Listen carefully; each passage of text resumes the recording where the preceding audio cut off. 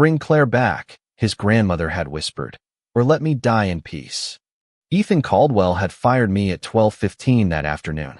At 2 in the morning, he was standing outside my apartment in the rain. Alone.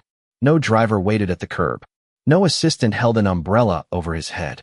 No security team filled the hallway with dark suits and colder expressions. Just Ethan, soaked through a white dress shirt that probably cost more than 3 months of my rent, staring at my closed door as if it were the first thing in his life that had ever refused to obey him. He knocked again. 3 measured taps. Even desperate, Ethan Caldwell sounded controlled. I stood barefoot on the other side, one hand wrapped around a mug of tea that had gone cold 20 minutes earlier. My apartment was small enough that I could hear rainwater dripping from his sleeves onto the hallway floor. "Claire." His voice was low, tired. Nothing like the voice he had used in the Caldwell library that afternoon when he told me to collect my things and leave his family's property. "I know you are there." I said nothing. 12 hours earlier, I had been an employee he could erase with one sentence. Now he needed me. More accurately, his grandmother needed me. Margaret Caldwell had refused dinner, then her medication, then the nutritional shake Dr. Samuel Reed insisted she drink before midnight. According to the voicemail Ethan had left, she had pulled the blanket over her shoulders, turned her face toward the window, and spoken only once. "Bring Claire back." I should have felt satisfied. I should have opened the door just wide enough to remind him that wealth could replace furniture, staff, cars, even entire houses, but it could not replace trust. Instead, I pressed my palm against the wood and remembered Margaret's hands. Thin, cool, always folded neatly in her lap, even when she was too weak to lift a spoon. Ethan knocked a third time. "Name your price." There it was, the language he understood. I closed my eyes. "Go home, Mr. Caldwell." Silence. Then he said, "She has not eaten since you left." "That is not my fault." "I know." The answer came too quickly, too quietly. It made me look at the door. Ethan Caldwell did not admit fault. Men like him built entire careers around making responsibility sound like someone else's department. 3 weeks earlier, when I first arrived at the Caldwell estate, he had barely looked up from his phone. The house sat 40 miles north of Manhattan behind iron gates and a driveway long enough to make every visitor feel inspected before reaching the front steps. Gray stone, white columns, windows polished so perfectly they reflected the winter sky like sheets of ice. I had expected beauty. I had not expected silence. Not peaceful silence. The kind that forms when too many people are afraid of saying the wrong thing. 6 caregivers had come before me. One lasted 9 days. Another lasted 3 hours. Margaret Caldwell had dismissed the rest without allowing them into her bedroom. "My grandmother is 79, Ethan told me as we crossed the marble foyer.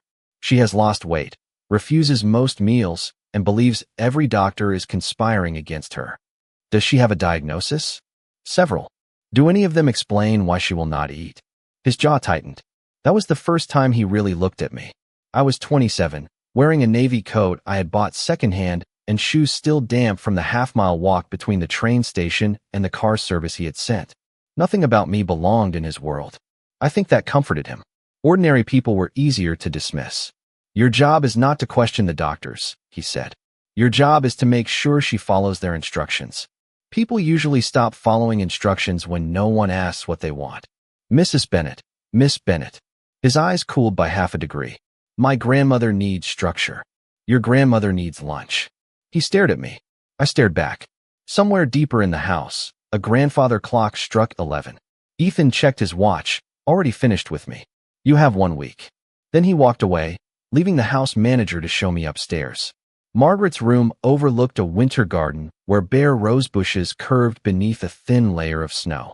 She sat near the window in a pale blue robe, her silver hair brushed neatly away from a face that had once appeared on magazine covers beside presidents, senators, and men who spoke about the Caldwell family as if it were part of American history. A silver tray rested untouched beside her. Oatmeal, sliced pear, tea, everything measured, approved, and colorless. "Another one," she said without turning. "Another what?" "Another woman my grandson hired to watch me disappoint him." I set my bag beside the door. "I do not think he needs help with that." Her head turned slowly. Sharp gray eyes studied me. For one dangerous second, I thought I had ended my employment before it began. Then the corner of her mouth moved. Not quite a smile. What did he tell you? That you refused to eat. And you believed him? I believed the untouched breakfast. She looked back toward the garden. Take it away. I did. No argument. No lecture about calories. No reminder that her doctor was worried. I carried the tray downstairs, found the kitchen, and asked the cook where Margaret kept her old recipes. He looked at me as though I had requested the combination to the family vault.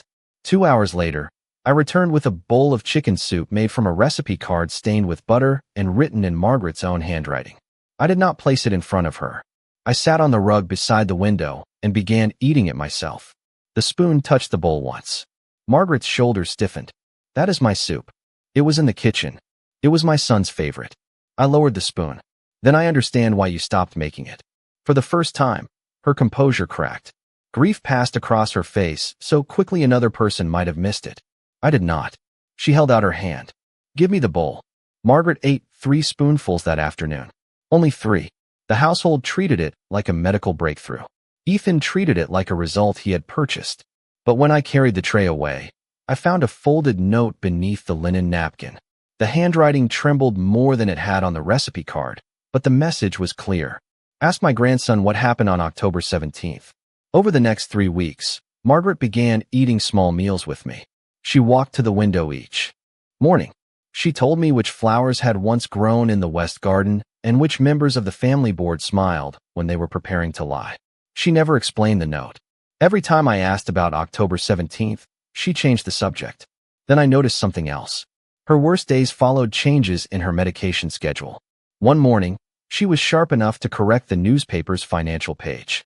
By evening, she could barely keep her eyes open. The next day, a revised dosage sheet appeared in her chart, approved through the Caldwell Corporate Health Office. Daniel Cross supervised that office. I asked the house pharmacist for the original prescription record. By noon, Daniel had told Ethan that I was attempting to access confidential medical and trust documents beyond my authority. Ethan summoned me to the library. He did not ask why. He did not ask what I had seen. He only placed my employee badge on the desk and told me my services were no longer required. You hired me to keep her alive, I said. You never asked what was making her want to disappear. His expression did not change. Collect your things. At the time, I believed Margaret had hidden the note because she was asking for help. Standing behind my locked apartment door 12 hours later, listening to her grandson breathe in the hallway, I finally understood. She had not chosen me only to feed her. She had chosen me to witness the truth. Outside, Ethan placed his hand against the door. When he spoke again, the words sounded unfamiliar in his mouth. Please. I opened the door because Margaret needed me, not because Ethan had learned how to say please. He stood beneath the flickering hallway light with rainwater darkening his shirt and running from his hair to the sharp line of his jaw. For once, he did not look like the man whose signature could close a company before breakfast. He looked like a grandson who had run out of answers. You have 3 minutes, I said. His eyes moved past me into the apartment, taking in the second-hand couch, the narrow kitchen, and the radiator that clicked every few seconds like an impatient clock. She pulled out her intravenous line. Is she hurt? No. The nurse stopped her before she injured herself. What did Dr. Reed say? That she is dehydrated, exhausted, and refusing treatment. What did Margaret say? His expression tightened. Your name. I set my cold tea on the counter. That is not what I asked. He looked away for half a second. It was the first honest gesture I had ever seen from him. She said she would not eat until you came back. And you thought offering me money would solve that? Money usually solves practical problems. Margaret is not a practical problem. I know that now. The apartment fell silent except for the rain against the windows. I wanted to believe him. That was the dangerous part. Not his wealth. Not his authority. The small fracture in his voice. I folded my arms. I will return under 3 conditions. He nodded once. Name them. I am not your employee. His jaw shifted, but he said nothing. Any decision involving Margaret will include Margaret. You do not speak over her because she is older, tired, or inconvenient. His eyes hardened at the last word. Good. I wanted it to hurt. And the third, he asked. No cameras during our conversations. No recordings. No staff listening outside the door. There are security protocols. Then change them. Claire. Those are my conditions. He studied me the way he studied contracts, looking for hidden clauses. He would not find any. I had spent 3 weeks watching everyone in that house treat Margaret like a problem to manage. I would not become another person asking permission to respect her. Agreed, he said. I picked up my coat. The drive to the estate took 48 minutes. Ethan sat beside me in the back of the car, answering messages without speaking. The screen lit his face in pale flashes, but his attention was not on the words. Every few minutes, he glanced toward the dark window, as if expecting the house to disappear before we reached it. When the gates opened, the Caldwell estate looked different from the night I had left. The same stone walls, the same warm lights behind tall windows. Yet the silence had changed. It no longer felt controlled. It felt afraid. Dr. Samuel Reed met us at the top of the stairs. His tie was loose, and exhaustion had settled beneath his eyes. She will not let anyone near her, he said. Her blood pressure is low. She needs fluids. Does she understand the risk? I asked. Completely. Then let me talk to her. Ethan moved toward the bedroom door with me. I stopped. Alone. This is my house. And she is your grandmother. He held my gaze for a long moment, then stepped back. 5 minutes. You agreed to no limits. His mouth pressed into a thin line. Still, he remained in the hallway. I entered and closed the door behind me. Margaret lay beneath a cream blanket, facing the window. The winter garden beyond the glass had disappeared into darkness. A full dinner tray sat untouched on the table. Roast chicken, mashed potatoes, green beans. Food chosen by someone who believed presentation could create appetite. You took your time, she said. Her voice was weak, but the judgment in it was perfectly healthy. Your grandson is difficult to train. He gets that from his grandfather. I pulled the chair closer to the bed. You scared everyone. Good. You scared me. That made her turn. Her face looked smaller than it had that morning. Paler. But her eyes were still sharp. He fired you. I noticed. And you came back. I came back for you. Something softened around her mouth. That is why I chose you. The note in my coat pocket suddenly felt heavier. October 17th. I wanted to ask about it. I wanted to know why a woman who controlled a fortune had hidden a message beneath a napkin like a prisoner passing information through a locked door. But first, she needed water. I poured half a glass and held it out. 3 sips. Bossy girl. 3. She drank slowly. Each swallow seemed to require thought. When she finished, I removed the silver cover from the tray. Who ordered this? Ethan. Of course he did. He believes protein solves grief. I looked at the untouched plate. What would you eat? Nothing. That is not an answer.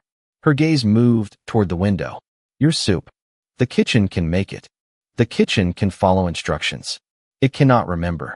I understood. Food was not only food in that house. It was memory. It was apology. It was proof that someone had once paid attention. I went downstairs and found the kitchen empty except for a night cook and a security guard pretending not to watch me. The recipe card was still in the wooden box near the pantry. I made the soup myself. Butter first. Onion. Celery. Carrots cut smaller than the recipe required because Margaret tired easily when chewing. Chicken stock. Thyme. A little black pepper. No cream. No shortcuts. When I returned 40 minutes later, Ethan stood outside the bedroom.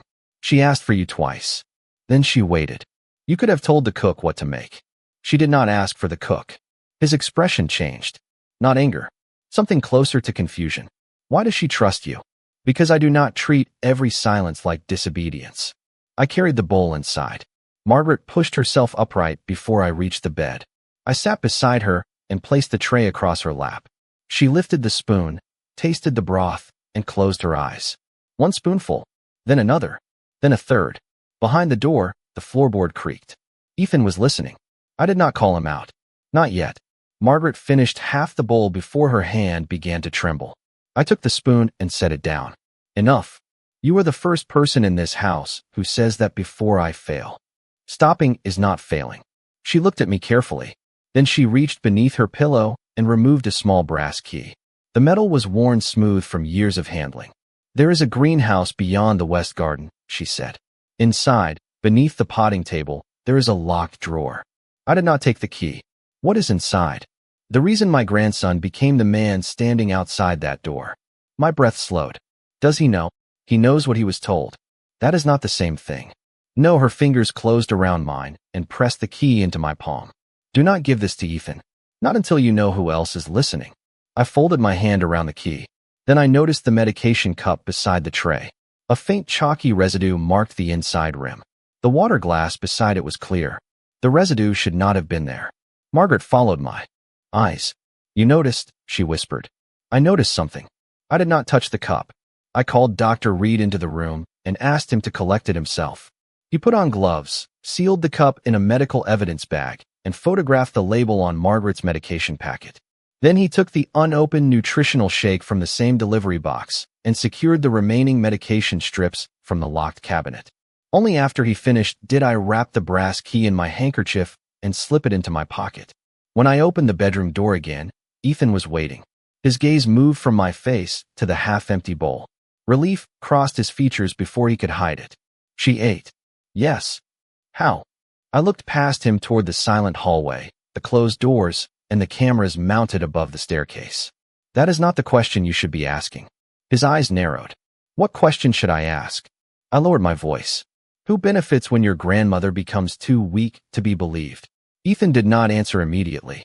He looked down the hallway, as if the walls might speak first. The Caldwell estate had always seemed built to keep secrets quiet. Thick rugs swallowed footsteps. Heavy doors closed without sound. Even the clocks appeared too expensive to tick. You are suggesting someone is harming her, he said at last. I am suggesting someone benefits from making her appear confused, weak, and incapable of making decisions. That is a serious accusation. So is firing the only person she trusts without asking a single question. His expression tightened, but he did not defend himself.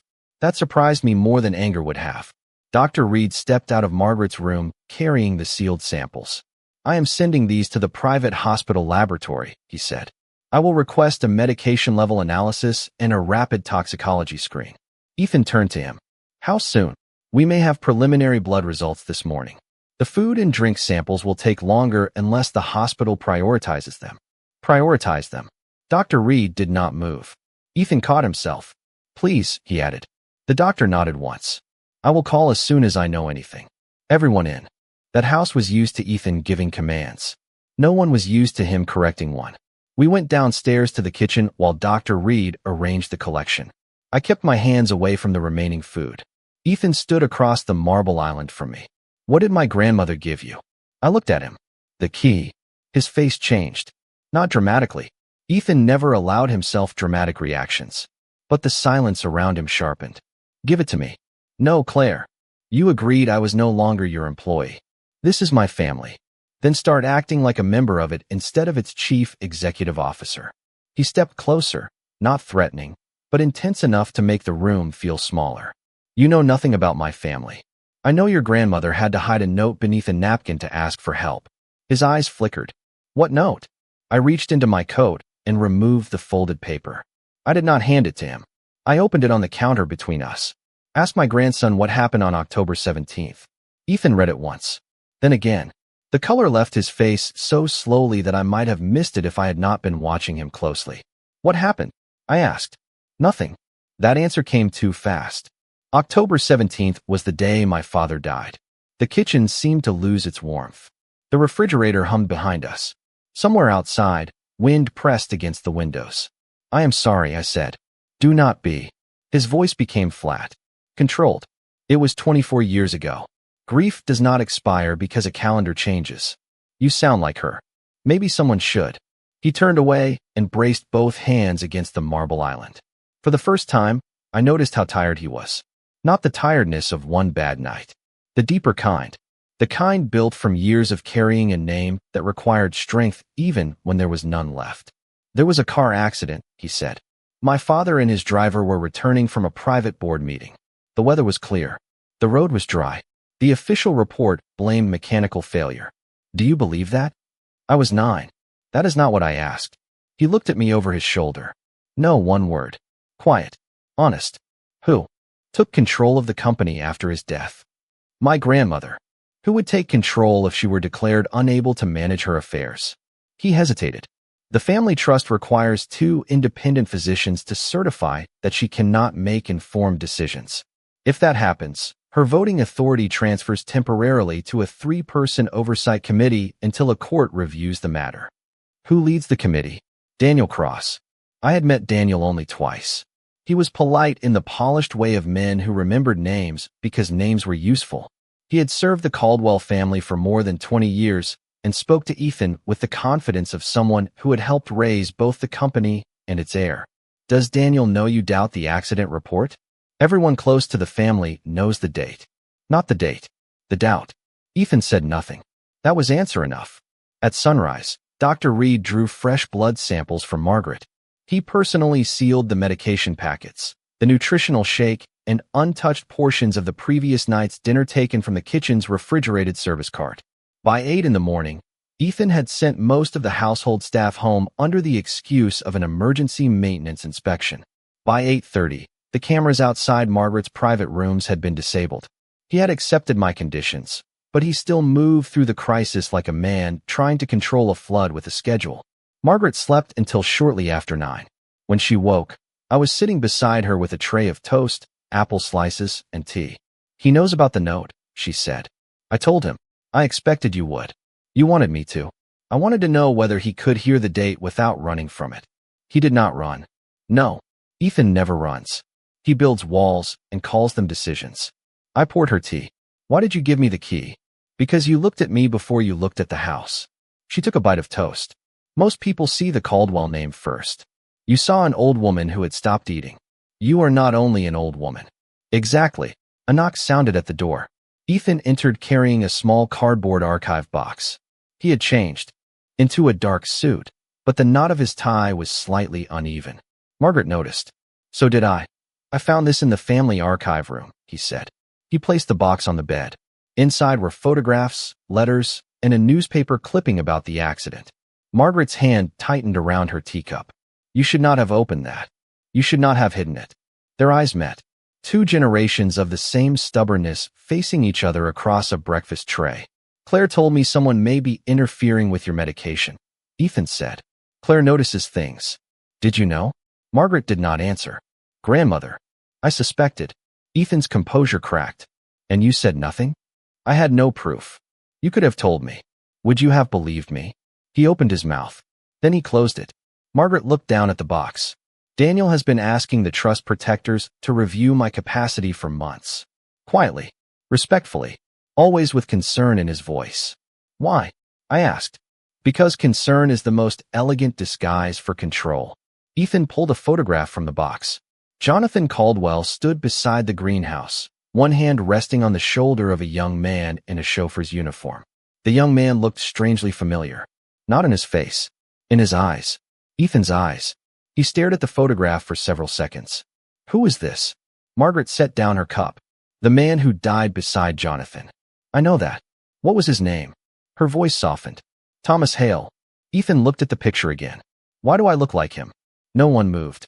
The morning light spread across the bed, touching the old photograph, the brass key in my pocket, and the fear Margaret could no longer hide. She reached for Ethan's hand. He stepped back. What have you not told me? He asked. Margaret closed her eyes. Everything I did was to keep you safe. Ethan's voice dropped to a whisper. Safe from what? Before she could answer, my phone rang. Dr. Reed's name flashed across the screen. I answered. He did not offer a greeting. Claire, the preliminary blood results are back. Margaret's medication levels do not match the doses listed in her current chart. I looked at Ethan. How? Far outside the prescribed range. Enough to cause significant fatigue and confusion. The pattern also suggests she received an additional sedating medication that is not on her approved list. Could it be a laboratory error? The hospital is repeating the test now, but this result is consistent with the residue in the medication cup. Ethan heard every word. His face became unreadable again, but this time the control did not feel cold. It felt focused, not toward a person, toward the truth. He turned to his grandmother. No more silence, he said. Then he looked at me. Take me to the greenhouse. The greenhouse stood beyond the west garden, half hidden behind bare hedges and a row of cedar trees bent by winter wind. Ethan put on a coat before we left the house. Neither of us spoke as our shoes pressed into the thin crust of snow. Behind us, the estate rose against the gray morning like a monument to certainty.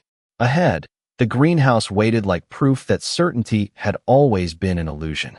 Its glass panels were fogged from the warmth inside. When Ethan opened the door, damp air wrapped around us, carrying the scent of soil, rosemary, and old wood. Margaret had once filled the space with roses.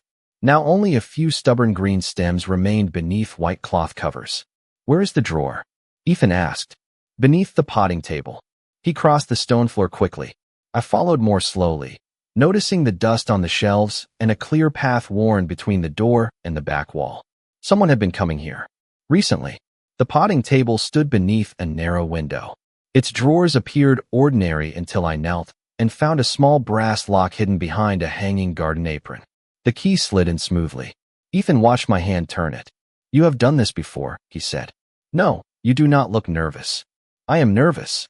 "Then you hide it well. I learned from watching your family." The drawer opened with a soft scrape. Inside lay a leather folder, 3 sealed envelopes, a small cassette recorder, and a stack of legal records tied with faded blue ribbon. A tiny security sensor beneath the drawer blinked red. Ethan saw it at the same moment I did. "That alarm. Reports to the corporate security system," he said. "Who controls that system?" His expression darkened. "Daniel's office." We no longer had the luxury of time. Ethan reached for the folder. I placed my hand over it first. "Your grandmother asked me to understand before I gave anything to you. She also spent 24 years lying to me. You do not know the whole truth yet. I know I look like Thomas Hale." His voice stayed controlled, but his hands did not. His fingers curled against the edge of the table. "I know Jonathan died beside him. I know my grandmother kept his photograph hidden. What conclusion would you prefer?" I removed my hand. "The complete one." Ethan opened the folder. The first page was a birth certificate. The name printed across the top was Ethan Michael Hale. His eyes stopped moving. For several seconds, even his breathing seemed to disappear. Then he turned the page. A legal adoption order signed by Jonathan Caldwell. A revised birth certificate. A notarized amendment to the Caldwell family trust naming Ethan individually as Jonathan's successor. Every document moved him farther from the life he believed he understood. "My mother was Rebecca Hale," he said. "She died when I was born." "Did you know her name?"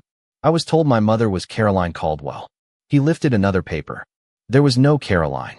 The words sounded smaller than they should have in a room made of glass. I stood beside him without touching him. Comfort offered too quickly can feel like pity, and Ethan Caldwell had built his entire life to avoid both. "Read the letters," I said. The first envelope was addressed to Margaret. The handwriting belonged to her son, Jonathan Caldwell. Ethan recognized it immediately. He unfolded the letter with care. His eyes moved across the page once, then returned to the beginning. "He knew," Ethan whispered. "Jonathan knew who I was. He did not call the man his father. Not yet." The letter explained that Thomas Hale had been Jonathan's driver, closest friend, and the one person who warned him that members of the board were manipulating company accounts. When Rebecca died after Ethan's birth, Thomas raised his son alone. Jonathan became the child's godfather. 2 years before the accident, Jonathan legally adopted Ethan with Thomas's full consent, creating a plan that would protect the boy if anything happened to either man. On October 17th, Thomas drove Jonathan to a private meeting with evidence that could remove Daniel Cross and 2 senior executives from the company. They never arrived. The official report called it mechanical failure. Margaret never believed it. "Jonathan adopted me before the accident," Ethan said. "Yes. He did not choose me because he expected to die." "No," my voice softened. "He chose you while he was still planning to live." Ethan looked down at the order again. "That does not make the lie disappear." "No, but it changes what the truth means." He turned away and picked up the cassette recorder. A tape was already inside. The batteries had corroded, but the drawer contained replacements wrapped in plastic. Margaret had prepared everything. Ethan inserted them and pressed play. Static filled the greenhouse. Then a man's voice emerged, warm and slightly uneven, as if the recording had been made in a hurry. Jonathan Caldwell introduced himself and stated the date. October 16th, the night before the accident. He spoke about altered financial reports, false signatures, and Daniel's plan to force Margaret from the board. He named accounts, dates, meetings. He explained that duplicate records had been stored with an outside law firm. Then his tone changed. He spoke about Ethan. He called him bright, stubborn, and far too serious for a 9-year-old.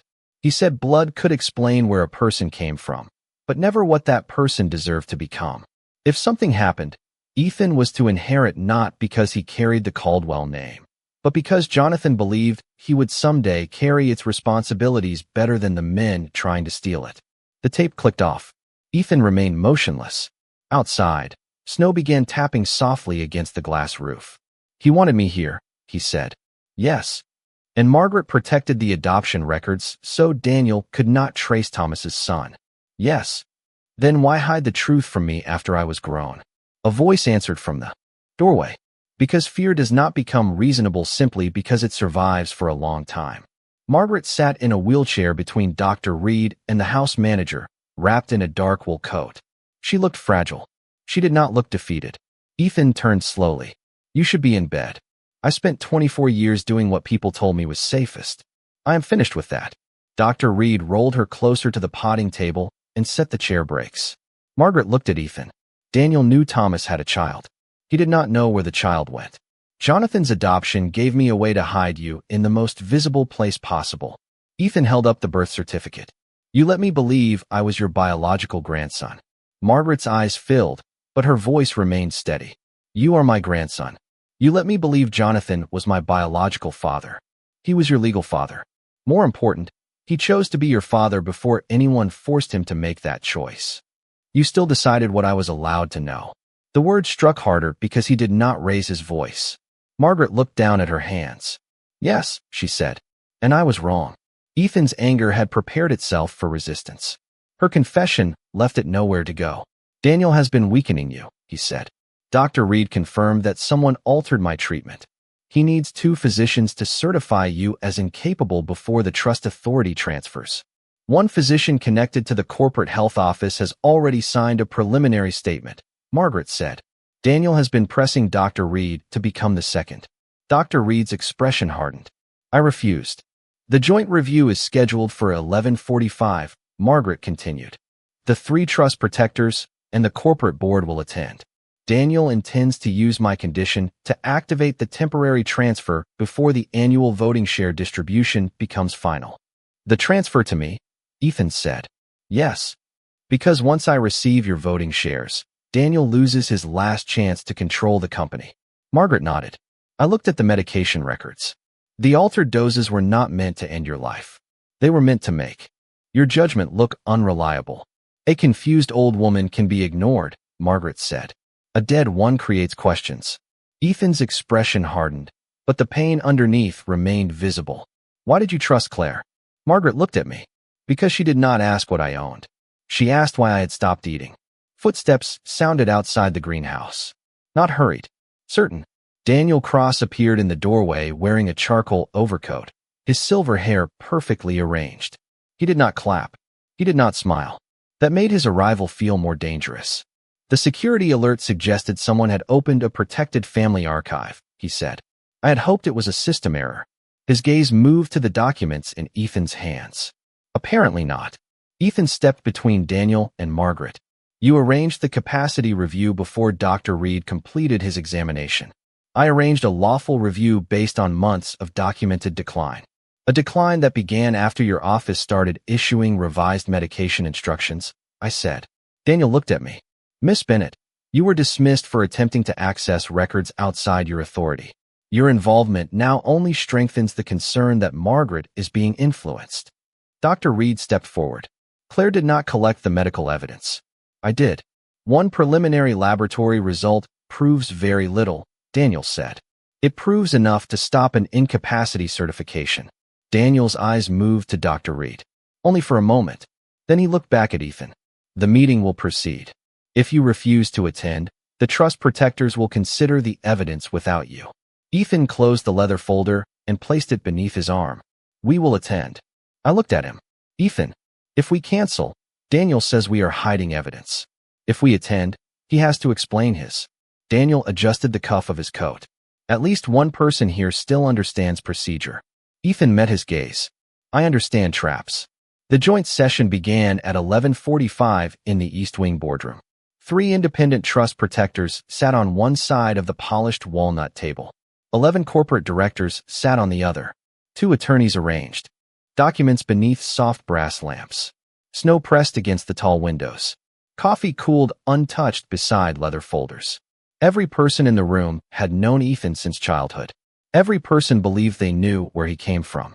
I stood near the far wall beside Dr. Reed. Margaret sat at the head of the table in her wheelchair. Ethan remained on her right. Daniel sat on her left. The arrangement looked balanced. It was not. Daniel opened the meeting with sympathy.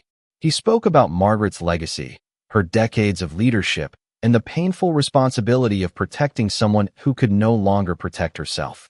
His voice was gentle. That made every sentence worse. No one questions Mrs. Caldwell's importance, he said. The issue is whether her recent decisions reflect independent and informed judgment. One of the trust protectors glanced toward me. Daniel noticed. In the past 3 weeks, an outside caregiver gained unusual influence over Mrs. Caldwell, interfered with prescribed nutrition, sought confidential medical records, and accessed protected family documents. I accessed nothing without Margaret's permission, I said. You have no formal standing in this review. Margaret lifted one finger. The room fell silent. She is here at my request, she said. That gives her standing with me. Daniel continued as though he had not heard. He presented statements from household employees describing Margaret's confusion, poor appetite, and emotional instability. Each fact contained enough truth to sound convincing. None included the cause. Then he produced the preliminary opinion of a physician contracted through the corporate health office. The doctor had described Margaret as unable to understand complex financial decisions. Dr. Reed read the report. This physician examined her for 19 minutes, he said. Daniel folded his hands. The duration does not invalidate the findings. No, Dr. Reed replied. The undisclosed medication changes invalidate them. He presented the hospital laboratory results. Margaret's blood contained a higher concentration of her prescribed sedating medication than her chart allowed, along with traces of a second medication that did not appear anywhere on her approved treatment list. The hospital had repeated the analysis. The result was the same. Dr. Reed then explained that he had personally collected and sealed the medication packets, the unopened nutritional shake, and untouched food from the service cart. A rapid toxicology screen found the same unlisted medication in the shake. The soup I had prepared was clean. The medication cup contained residue consistent with both substances. A trust protector leaned forward. Could this have happened accidentally? Not across multiple doses, separate containers, and several days, Dr. Reed said. Who controlled the medication instructions?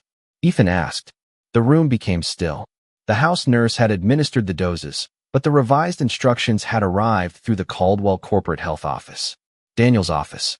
Daniel did not flinch. Administrative routing does not prove that I authorized an improper change. No, Ethan said. The electronic approval log does. He placed a printed audit report on the table. Daniel's security credentials had approved the changes. For the first time, Daniel's composure shifted. Barely, but everyone saw it. He looked at Ethan. You obtained that record without a formal investigation. I authorized an emergency security audit after Dr. Reed reported possible medical interference. Then this meeting has already been compromised. This meeting was compromised when you tried to manufacture the condition it was created to evaluate. One of the trust protectors closed Daniel's medical file. Without 2 valid and independent certifications, the incapacity clause cannot be activated. Another nodded. The preliminary certification is suspended pending review of the physician's relationship with the corporate health office. Daniel's plan to seize Margaret's voting authority ended before the corporate board took its first vote. But Daniel was not finished. He looked at the leather folder beneath Ethan's hand. You should show them what else you found. Ethan did not move. Daniel turned toward the table. The man presenting himself as Jonathan Caldwell's biological son is not a Caldwell by blood. Under the original family trust, controlling shares were limited to a direct descendant. The words traveled around the room like cold air. Several directors looked away. Margaret reached toward Ethan. He did not take her hand. For one terrible second, I saw the 9-year-old boy beneath the tailored suit. Not a chief executive officer. A child learning that the story of his life had been written by people who loved him and lied to him at the same time. Then Ethan opened the folder. You are correct about one thing, he said. Blood did not place me in this chair. He laid the adoption order on the table. Jonathan Caldwell legally adopted me 2 years before his death. He placed the notarized trust amendment beside it. Margaret amended the trust the same year. This document names me individually and grants me the same rights as a biological descendant.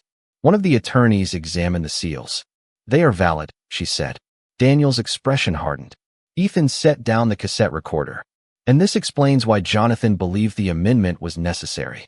He pressed play. Jonathan Caldwell's voice filled the room, worn by time, but steady in purpose. He described altered company reports, false approvals, and Daniel's effort to remove Margaret from control. He named dates, accounts, meetings. He explained that duplicate records had been delivered to an outside law firm. Then he spoke about Ethan, not as an obligation, as a choice. When the recording ended, no one moved. Daniel gathered his papers. "A recording made decades ago does not prove present misconduct." "No," Ethan said. "The medication audit does. The financial records will determine the rest." He turned to the trust protectors. They voted unanimously to reject the temporary transfer and suspend all incapacity proceedings until Margaret could be evaluated by 2 physicians with no connection to Caldwell Holdings. Then the corporate directors voted on Daniel. 10 supported immediate suspension. 1 abstained. Daniel was removed from all executive duties pending an independent investigation. His access to corporate accounts, medical systems, security networks, and family trust records was revoked. He left without another word. The door closed softly behind him. That softness stayed with me. Powerful people rarely fall with noise. Sometimes they simply discover that the room has stopped believing them. Margaret remained in control of the trust. Ethan remained chief executive officer, not because of the blood in his veins, but because Jonathan had adopted him, Margaret had named him, and the shareholders had chosen him.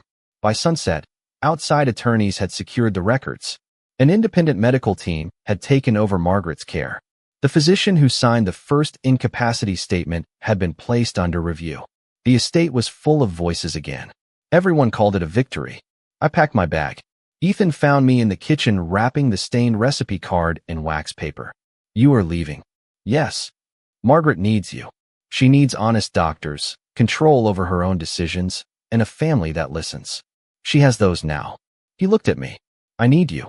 The confession hung between us. I looked at the man who had learned the truth of his name and still chosen responsibility over anger. Part of me wanted to stay. That was exactly why I had to leave. "Your grandmother needed me to help her eat," I said. "You needed me to tell you who you were. Neither gives you the right to keep me." He did not offer money. He did not issue an order.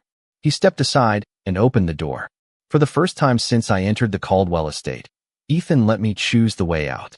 3 months passed before I saw Ethan Caldwell again. Winter softened into early spring, and the city began to smell like rain instead of snow. I was working at a community care center in Queens, teaching families how to prepare simple meals for older relatives who had lost their appetite. The building was small. The chairs did not match. The kitchen faucet leaked whenever someone turned it too far to the left. I loved it. No marble hallways. No silent staff. No one mistaking wealth for wisdom. Margaret called every Sunday. At first, she asked whether I was sleeping enough. Then she complained about her new physical therapist. By the 4th week, she was telling me exactly how many spoonfuls of soup Ethan had managed to ruin. "He refuses to follow recipes," she said. "He calls it improvisation." That sounds like him. It tastes like him. I laughed more than I expected to. She was eating again. Not perfectly. Not every meal. But enough. She had returned to 2 company meetings, both times with Dr. Reed beside her and her decisions written in her own hand. The independent investigation into Daniel Cross had expanded beyond the estate. Company accounts were under review. Medical records had been secured. The board issued a formal apology to Margaret, which she described as 4 pages of expensive cowardice. Ethan never called me. I noticed. I told myself I respected it. That was mostly true. He had listened when I said I needed to leave. He had not sent flowers, money, or a contract designed to make refusal feel unreasonable. Instead, he disappeared from my life with the same discipline he had once used to control it. Then one Tuesday morning, a delivery truck stopped outside the care center.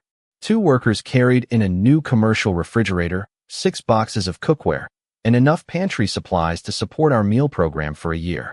Our director stood beside me holding a grant approval letter. She had applied months earlier to a new foundation dedicated to protecting older adults from financial and medical exploitation. The award had been reviewed by an independent committee.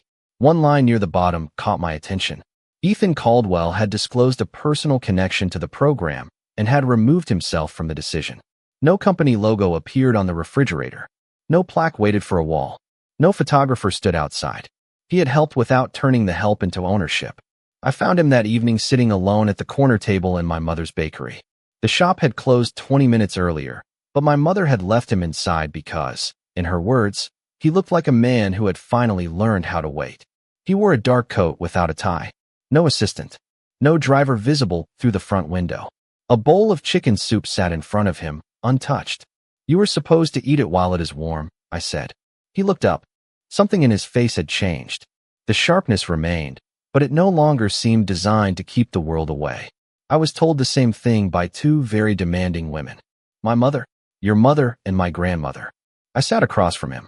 That is an unfortunate alliance. It is terrifying. He lifted the spoon, tasted the soup, and nodded as though confirming evidence. "This is better than mine." That was not difficult. A small smile appeared. It stayed only a second, but it was real. "The foundation grant was connected to you," I said. I removed myself from the review. "I saw that. I did not want your center to receive less because you knew me. I also did not want it to receive more." "That sounds almost reasonable. I am trying something new." The answer settled between us. Not polished. Not rehearsed. I could hear Margaret in it. Maybe a little of myself. "How is she?" I asked. "Stronger. Stubborn." She dismissed two nutritionists. That means she liked them. She told one of them that kale was a personal insult. That means she has completely recovered. Ethan looked down at the soup. "She misses you." "I miss her. She is having dinner on Sunday." I waited. He did not command. He did not assume. "She asked me to invite you," he said. "Only if you choose to come." Sunday evening, I returned to the estate for the first time since I had walked out with the recipe card in my bag. The gates opened slowly. The house looked the same, but it did not feel the same. Music drifted from the kitchen. Someone had opened the windows. Laughter echoed through the foyer without anyone lowering their voice afterward. Margaret waited in the dining room wearing a green silk scarf and an expression of theatrical impatience. "You are 7 minutes late. You taught me to make an entrance." She took both my hands. Her grip was stronger. Warm. "You look well," I said. "I look expensive." That too. The dining table had been shortened. Only 3 places were set. No staff stood against the walls. No silver covers hid the food. Ethan carried in the soup himself, wearing rolled sleeves and the concentration of a man disarming a complicated machine. I followed the recipe, he said. Margaret tasted the first spoonful and frowned. "You followed it badly. That is not the same thing." "It is exactly the same thing." I tasted mine. Too much time. Not enough salt. Still, it was better than I expected. "It is not terrible," I said. Margaret looked offended. "Do not encourage him." Ethan sat across from me. For once, no phone rested beside his plate. No documents waited at his elbow. We ate slowly. Margaret told stories about Jonathan and Thomas. Not the versions preserved in legal files, but the human ones. Jonathan forgetting anniversaries. Thomas singing off-key in the car. 2 men arguing over baseball and trusting each other with everything else. Ethan listened without interrupting. Sometimes he asked questions. Sometimes he simply let the silence hold what the answers could not. After dinner, Margaret excused herself with suspicious speed. Ethan and I remained at the table beneath the soft light of the chandelier. "There is something I need to say," he began. "I am listening. I thought needing someone gave me the right to decide where they belonged." His voice was steady. His eyes were not. "With employees. With family. With you." I did not rescue him from the discomfort. He needed to finish. "You taught me that protection without choice becomes another form of control." His hands remained open on the table. No contract. No ring. No offer designed to turn affection into obligation. "There is no position waiting for you here," he said. "Only a place, if you choose it." I looked toward the doorway. Margaret stood just beyond it, pretending not to listen and failing completely. I turned back to Ethan. "A place is not promised once." "I know. It is earned every day." "I know that too." I let the silence stretch. Once, he would have filled it with an answer on my behalf. Now he waited. I moved my chair closer to the table. Not to him. Not yet, but closer. Margaret returned immediately, carrying dessert as though she had not been standing in the hallway. She sat, lifted her spoon, and took the first bite without anyone asking her to. Ethan watched her. Then he looked at me. He had inherited a name, a company, and a house, large enough to hide generations of grief. None of those things had taught him how to become a family. That lesson began with an old recipe, 3 spoonfuls of soup, and the moment a powerful man finally understood that love could not be ordered, purchased, or inherited. It could only be chosen. Again and again.